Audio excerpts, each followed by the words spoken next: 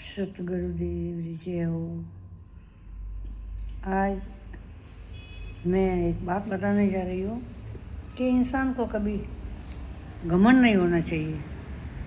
तो एक दिन क्या हुआ कि रामचंद्र जी जब वनवास में गए ना, तो दोनों भाइयों को भूख लगी थी और आटा नहीं था। तो रामचंद्र जी ने कहा हनुमान से कि हनुमान तुम जाओ, ये गुफा है, गुफा के अंदर एक माई आटा पीसती है, तो आटा लेके आ जा।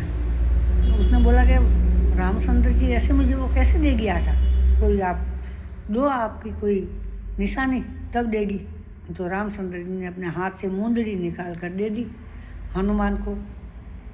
हनुमान गया हनुमान तो क्या हुआ कि वो शिला पड़ी थी आड़ी, गुफा के बाहर शिला थी, बहुत भारी थी। तो हनुमान सिरकाने लगे तो थोड़ी सी हटा दी। फिर हनुमान को अभिमान आ गया कि देखो आज इतनी बड़ी एक पर्वत, बड़े पहाड़ की तरह ये शिला है और मैंने हटा दी। तो हनुमान की उंगली आ गई नीचे। अब उंगली आ गई तो बहुत चिल्लाने लगा कि अरे भाई मेरा हाथ नीचे आ गया है, ये पत्थर हट नहीं रहा है, ये क्या बात है। तो वहाँ से एक कोई आदिवासियों की लड़की जा रही थी। तो उसने बोला कि भैया मैंने हटाया, वो शब्द आपने बोला ना, इसलिए तो राम का नाम लो तो हाथ निकल जाएगा। उसने राम का नाम लिया, हाथ निकाल दिया। तो हनुमान को पता चला कि भाई सबसे बीमारी, भयंकर बीमारी तो मैं है, रोग है, मैं तो एक बड़ा रोग है।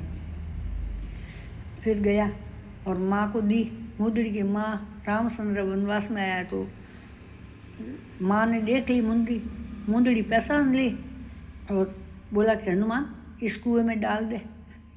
तो हनुमान जी बोला कि माँ आप कैसी माँ हो? हनुमान ने तो रामचंद्र जी ने तो आपको माँ बोला है, फिर आप बोलते हो ये मुंदड़ी कुएं में डाल दो।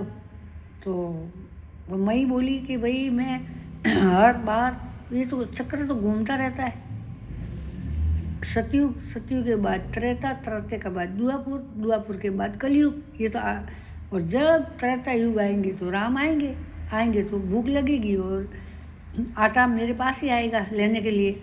इसलिए मैं आटा पीस रही हूँ सिर्फ और सिर्फ राम के लिए। और राम ही मेरे पिसा हुआ गेहूँ का आटा खाते रोटी बनाकर। तो इसलिए मैं इतनी मुंदड़ी कहाँ रखूँगी, और ये मैं कहीं और जगह तो रख सकती नहीं। तो इसलिए मैं ये कुआं बनवाया मैंने और कुएं में ही डालती हूँ। तो उसने बोला कि भलाई करो और कुएं में डालो, वो भलाई का रिजल्ट क्या होगा, कैसे होगा, वो आप उस चक्कर में मत पड़ो। अब जो होना हो जाएगा। अपना तो भलाई करनी है, सिर्फ भलाई करो और कुएं में डालो। और इंसान को कभी भी गर्व नहीं करना चाहिए, अभिमान नहीं करना चाहिए कि ये मैंने किया। अरे अपन कौन होते करने वाले? कर्म करता तो वो एक है, पूरी सृष्टि, पूरी कायनात को चला रहा है वो। तो पूरी कायनात के अंदर हम भी आ गए। इसलिए इंसान को कभी भी घमंड नहीं करना चाहिए। हनुमान को उसी समय रिजल्ट मिल गया भाई कि राम से बड़ा राम का नाम, अंत में निकला परिणाम। तो राम को आप कुछ भी कह सकते हो, सिर्फ सृष्टि बनाने वाले को ही आपको याद करना है। और वही सब कुछ है, परमपिता परमात्मा ही सब कुछ है।